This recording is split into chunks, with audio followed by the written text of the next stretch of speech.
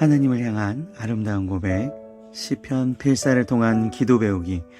오늘은 시편 12편 거짓된 세상에서 드리는 믿음의 기도, 시편 12편 오늘은 보시도록 하겠습니다.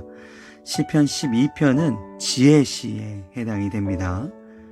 이 지혜시는 거짓 세상에서 의인이 간곡히 호소를 하는 그런 믿음의 기도가 되겠습니다.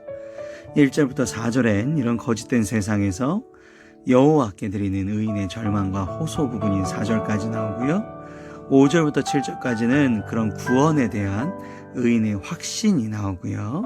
마지막 8절은 거짓된 세상을 향한 의인의 탄식이 나오겠습니다. 그러면 시편 12편 드리는 믿음의 기도 시작하도록 하겠습니다.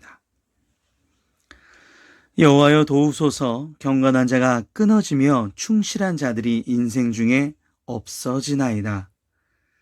도우소서가 나왔는데요. 누구를 도와달라느냐면 뒤에 경건한 자, 충실한 자입니다. 여기서 경건한 자는 성도라고 역대하 6장 41절에도 나왔던 단어인데요. 성도라고 표현을 할 수가 있고요. 충실한 자는 믿음이 있는 자라고 볼 수가 있습니다. 그러니까 도와달라는 거죠. 경건한 자가, 충실한 자가 점점점 이 악한 세상에서 사라질 수 있겠다라는 걸 도와달라는 겁니다. 근데 여기 앞에 보시면 여호와여 도우소서입니다. 여호와라는 뜻은 다시 한번 말씀드리지만 당신의 백성과 언약을 맺으시고 그 약속을 신실하게 지켜나가시는 하나님을 뜻하는 신명이거든요. 그러니까 하나님 약속해 주셨잖아요. 경건한 자가, 성도들이, 충실한 자가, 믿음이 있는 자들이 더 번창하고 더 번성케 된다고 약속해 주시지 않으셨습니까? 그런데 이 세상에서 점점 없어지고 있습니다 라고 얘기를 하는 것이죠. 그러니까 물론 하나님은 그 약속을 알고 계시고 성취하실 거예요. 그런데 다윗이 그 시기가 조금 더 앞당겨지기를 간절히 호소하는 부분이 여호와여 도우소서 시편 12편 1절이 되겠습니다. 저희도 그래서 샘터교회에서는 계속적으로 시편 필사, 암송, 속회 예배를 통해서 끊임없이 우리가 성도로서 충실한 자로서 그 믿음을 잃지 않게끔 노력을 하고 있죠. 그렇기 때문에 우리가 하나님 말씀에 따라 살 수 있다라는 것입니다. 시편 12편 2절입니다. 그들이 이웃에게 각기 거짓을 말하며 아첨하는 입술과 두 마음으로 말하는도다.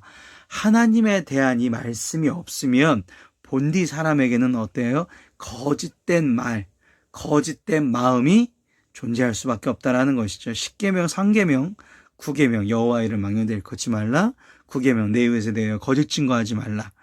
이런 것들이 우리는 교회를 안 다니고 예배를 드리지 아니하고, 그러니까 예배를 드린다는 건 내 마음을 하나님 앞에 드리고 하나님의 성품을 받는 건데 본리 이제 회복이 되는 것인데, 그것이 안 되면 계속적으로 이런 일들이 교회를 다니지 아니하고 믿음을 잃어버린 사람들에겐 계속적으로 이게 일어날 수밖에 없다라는 걸 보여주고 있습니다.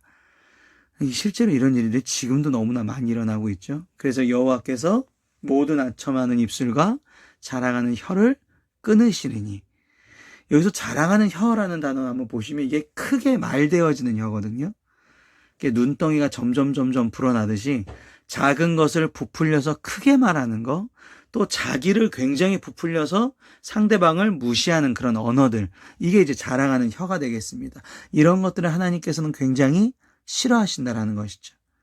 그래서 앞에 2절에 보시면 그렇게 거짓을 말하는 아첨하는 입술, 그리고 두 마음으로 말하는 이런 태도 사람의, 그 다음에 자랑하는 혀, 이런 것들을 하나님께서 크게 싫어하신다. 그래서 이걸 끊어주세요. 이게 왜 다윗은 이런 얘기들이 굉장히 많이 나오냐면요. 시편 12편이 다윗이 쓴 건 분명한데 언제 썼는지는 나오지가 않아요. 근데 제가 보기에도 사무엘상 21장, 22장 아마 그 이후가 되지 않았을까라고 시계를 보고 있는 이유 중에 하나가, 사무엘상 21장, 22장에 보면요. 다윗이 제사장 아히멜렉한테 도움을 받습니다. 그런데 그것을 에돔 사람 도액이라는 사람이 그걸 보고 사울한테 일러서 어떻게 되냐면 사울이 그 성전에 찾아가서 제사장 80명인가요? 80명 정도의 제사장과 그의 뭐 젖먹이 아기들 뭐 가족들까지 싹 죽이는 그런 처참한 사건이 나오거든요. 이게 이제 더 본격적으로 얘기가 제가 드릴 거는 시편 52편에 가서 드릴 겁니다. 시편 52편도 그 사건이거든요. 근데 아마 시편 12편 이 사건도 이 시도 시편 52편과 시기가 비슷하지 않을까 추측이 됩니다. 왜냐면 이런 도액이라는 사람의 혀 때문에 이런 처참한 비극적인 사건이 펼쳐졌거든요.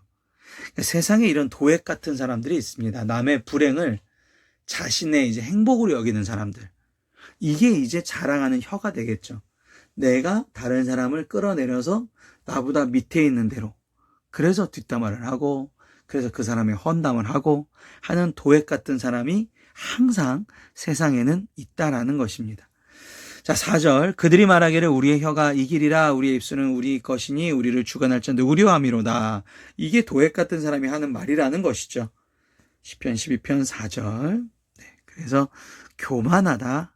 그리고 자기의 목적이 이루어질 건데 뭐 나는 하나님 필요 없다. 이런 사람을 이제 악인이라고 칭하는 것이고요. 도리어 반대로 내가 교만하지 아니하고 겸손한 마음으로 하나님을 의지하는 걸 두 글자로 줄일 수 있죠. 그게 찬양입니다. 네.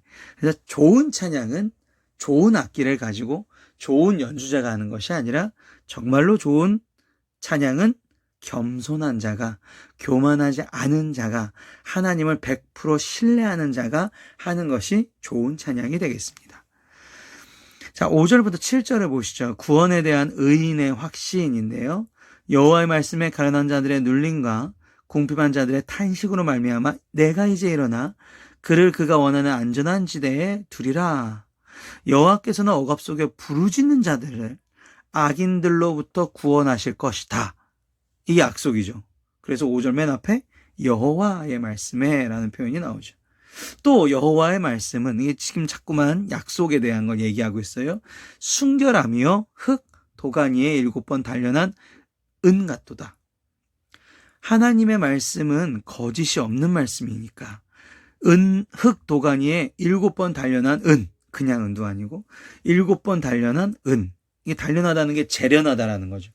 그러니까 깨끗하여질 때까지 하나님의 말씀이 우리 삶에 와서 살아서 움직이실 것이다. 역사하실 것이다 라는 것인데 이 재련이란 단어 시편 11편에도 나왔습니다.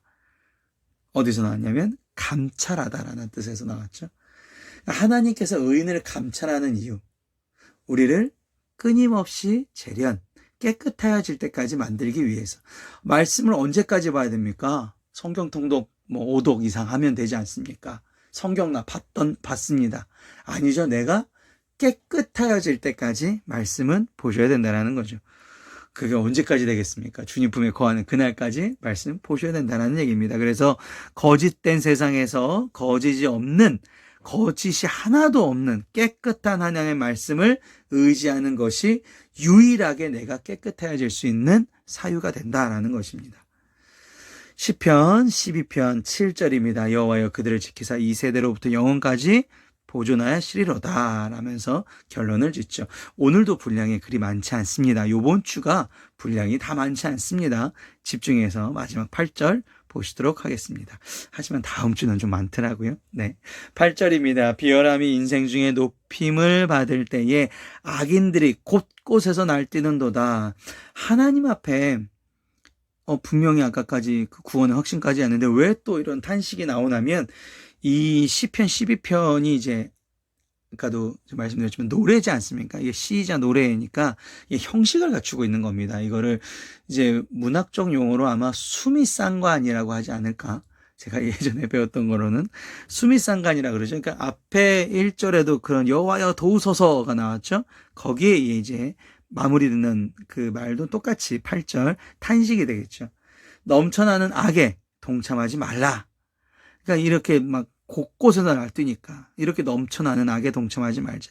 그러니까 다윗의 이제 마지막 시편 12편의 결론이 됩니다. 여호와의 공의의 심판을 항상 기억하고 하나님의 말씀, 깨끗한 하나님 말씀에 의지하며 살자. 이런 것이 우리가 진정으로 높아질 수 있는 이유다라는 것입니다. 오늘도 시편 12편 말씀 보셨습니다. 기도로 마무리하겠습니다. 오늘은 만물의 주관자이신 하나님이라는 제목으로 기도하시겠습니다. 하나님 아버지, 주님의 모든 명령은 실행되어 왔으며 앞으로도 성취될 줄 믿습니다. 주님의 능력은 누구도 저항할 수 없고 주의 부자는 높아서 파괴될 수도 없으며 주의 계획은 누구도 변경할 수 없음을 믿습니다. 원수의 사악한 음모마저 주님의 기쁘신 뜻을 이루실 수 있는 주님, 오늘도 저에게 은혜를 베풀어 주시옵소서. 세상의 가장 높은 분께서 제게 베풀어 주시는 은혜를 누구도 막을 수 없음을 감사드립니다. 주의 허락 없이는 저에게 어떤 일도 일어나지 않을 줄 다시 한번 믿습니다. 누구도 빼앗을 수 없는 저의 가문을 향한 주님의 약속들을 여호와 하나님 이루어 주시옵소서. 사랑과 은혜가 충만하신 예수님의 이름으로 기도드렸사옵나이다. 아멘.